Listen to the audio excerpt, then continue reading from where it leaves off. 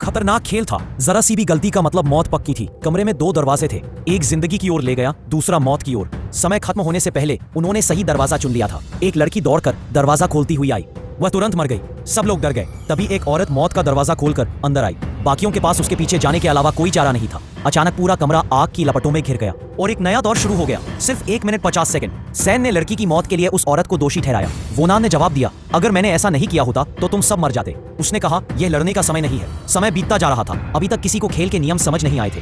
महिला ने अनुमान लगाया, शायद खेल में हर बार एक बलिदान की जरूरत होती है। उसने सैन को कायर कहा। सैम गुस्से में दरवाजे को ओर बढ़ा, लेकिन डर ने उसे रोक लिया। औरत ने फिर उसका मजाक उड़ाया। मैक्स ने सोचा कि अब और समय बर्बाद नहीं करना चाहिए। उसने हिम्मत जुटाई और एक दरवाजा खोला। वह दरवाजा सही निकला, सभी बच गए। लेकिन हर नए कमरे के साथ दरवाजा बंद होता गया। लेकिन इस बार वो डरी हुई थी। 10 सेकंड कम।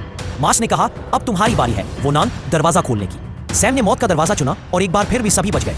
डच साइड में सैम ने 4 कारें देखी, जिनमें से प्रत्येक 5 मीटर लंबी थी, यानी इमारत लगभग 20 मीटर लंबी थी।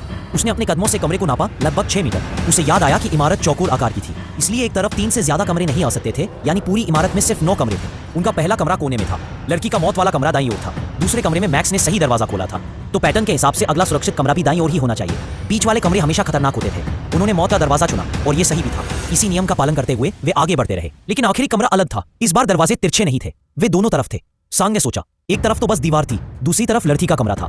तभी उसे याद आया, वो इमारत तो दूसरी इमारतों से जुड़ी हुई है, तो असली निकास पीछे की तरफ छिपा होगा। तभी उसे माई के फोन पर एक वीडियो दिखाई दिया। उसमें दिखाया गया था कि लड़की के कमरे की दीवार पर कोई दरवाजा नहीं था। इसका मतलब था कि इमारत के अंदर कोई गुप्त रास्ता छिपा हुआ था। असली निकास द्वार तो यही था। उन्होंने जल्दी से उसे खोला और बाहर निकल गए। रॉकी थोड़ा धीमा था, उसका पैर जल गया, पर वो भी बच गया। गली में उन्हें एक गोल मेज मिली, उस पर लिखा था क्लब 3। उसी समय उनके फोन बजने लगे। एक संदेश दिखाई दिया, जो भी इस खेल में बच जाएगा उसे वीजा मिलेगा। वीजा का मतलब था कि वे इस दुनिया में कुछ दिनों तक सुरक्षित रहेंगे।